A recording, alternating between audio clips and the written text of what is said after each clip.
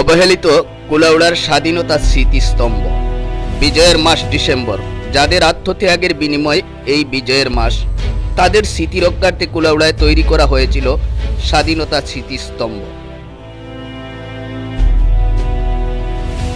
সরজমিনে দেখা যায় বঙ্গবন্ধু উদ্যানে স্বাধীনতা স্মৃতিস্তম্ভ যেন ময়লার স্তূপ।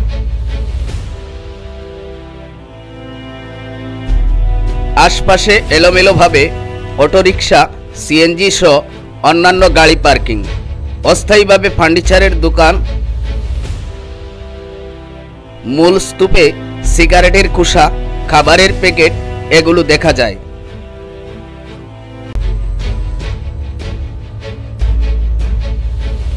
মূল গেইটের সামনেই অস্থায়ী দোকানসহ গাড়ির স্ট্যান্ড।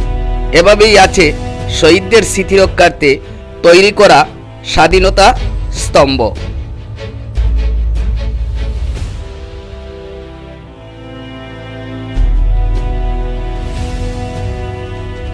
সচেতন মহলের দাবি, শহীদদের স্মৃতি রক্ষার্থে নির্মিত এই স্মৃতিস্তম্ভ দিবসভিত্তিক পরিষ্কার পরিচ্ছন্নতা না করে স্থায়ীভাবে রক্ষণাবেক্ষণের ব্যবস্থা গ্রহণ করা।